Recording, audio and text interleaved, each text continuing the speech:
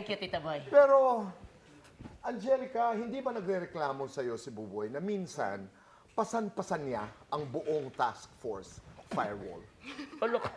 Kaya ito yung usapang magkakaibigan lang naman. Tito Boy, baka mabawasan po yung taping days. Nakaka-4 taping days pa naman po kami ngayon. Baka po maging 2 taping days na lang po. Angelica, Let's pero ito make ang it tanong, anong meron si Buboy na wala yung iba? Wala si Miguel, wala si Jack Roberto. Siguro po, sex appeal po. Ah, talaga? Ang lakas po ng sex appeal ni Buboy. As in, Okay. sobra. Pag tinignan mo nga, ayun Tinitignan ko po yung misis ko, Tito Boy. Baka sakali makasay ang baby. Joke lang po. Okay, talaga, sex appeal. Sex appeal eh. Tsaka ano No, seryoso. Hindi, joke. Tito Boy! Mukhang seryoso naman po siya doon. Naniniwala naman ako. Totoo yun. Hindi, tsaka yung sense of humor. Tama naman. Opo. Yan Kasi nakaka-sexy talaga malakas yan. po talaga ang sex appeal ng lalaki. Lalo kapag malakas ang sense of humor, no? Kumusta naman ang lagay ng puso mo, Angelica? Ano po, ngayon po, okay. Hindi, marami kasi ang nakakapansin na parang tahimik ang relasyon mo kay Andrew Apa. Mula, who's a brother of my dear friend Aga Mula. Kumusta kayong dalawa? Yak ako.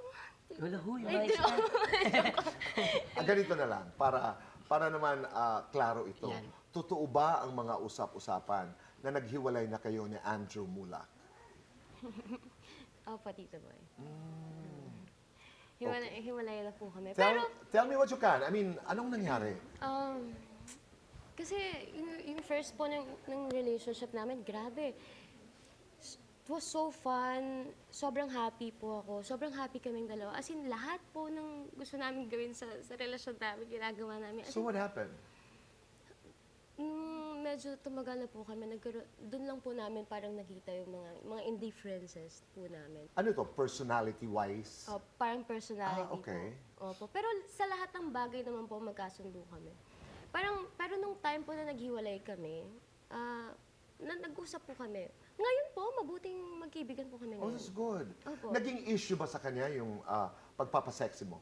Hindi po. Actually po, nung naging kami ni Andrew, wala na rin po ako sa doon. Okay. Kumbaga, parang mga 2 years na rin po akong... Naging issue ba sa inyo si Buboy? Po? Oo. Kaibigan ko rin po yun, Tito Boy. Kaibigan mo rin. Nakaka-basketball niya mo. Hindi, kinaklaro ko lang, Buboy. Para, alam mo, nandiyan ang misis, di ba? Para walang hulaan. Parang Adam's apple ko para malilipat sa likod. Nailipat na, nakita ko. Walang gray area. Wala naman, walang third party. Wala naman po.